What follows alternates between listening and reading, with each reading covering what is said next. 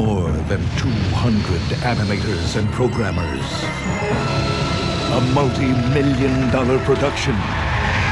Over 2 years in the making. And a cast of thousands. They said it couldn't be done in a major motion picture. They were right.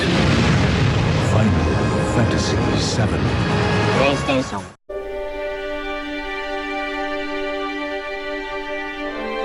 Final Fantasy VII, a game nearly as old as I am, and revered as one of the most influential works in video game history.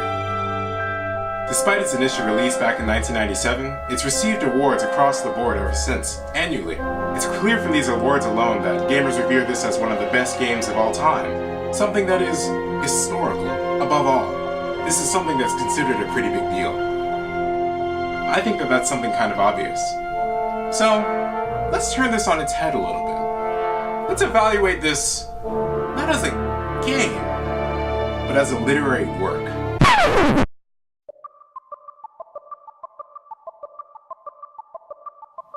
Game. Literature. Game.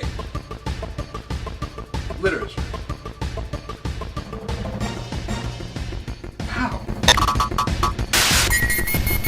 Before evaluating anything though, we're gonna need to make some things clear in under 20 seconds. Final Fantasy VII is an RPG, Nope. or role-playing game. For those who rarely play games, the RPG genre encompasses games that are created to tell a story to the player. These stories being told are the RPG's literature, and are what is analyzed when comparing games to other literary works.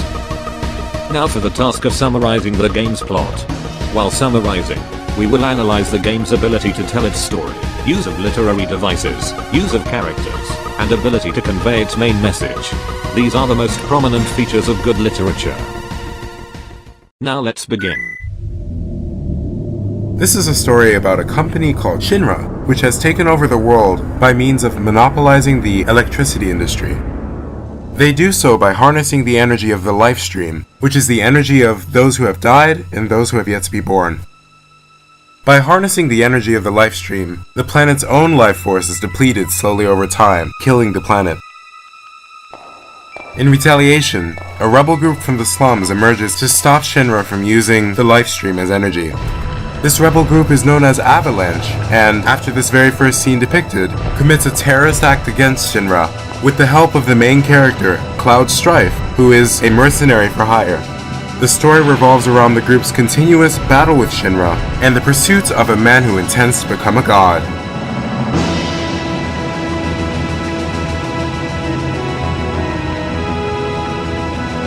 Pause.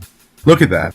From the very beginning, the game starts, setting up the setting, underlining the moods and themes of the game, and giving the audience its first look at the location. All forms of literature do this in different ways, from Star Wars' Long Time Ago in a Galaxy Far, Far Away, to the Bible's In the Beginning, God Made the Heavens and the Earth. This is just one of many examples of literary devices that are used in the story. Back to the plot, let's talk about the characters. The game sets up a story in which all of the characters' individual desires and storylines are intertwined in a way that drives the story forward, creating a story that is the product of individual characters' stories.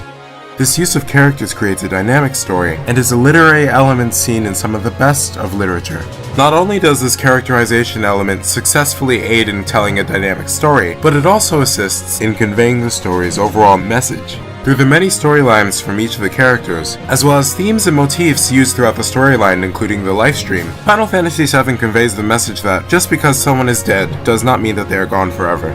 The ability to convey an overall message, almost like a thesis, is one of the hallmarks of literature, as messages can be told creatively by means of a story.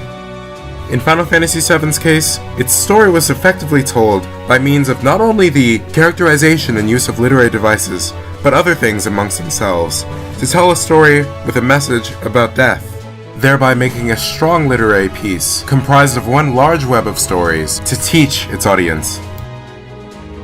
After all of that, hopefully you can see that literature can be analyzed in anything, even a medium like video games.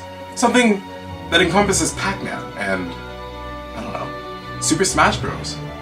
Maybe those things are not exactly literature, but this in particular is. In any medium, literature can be found.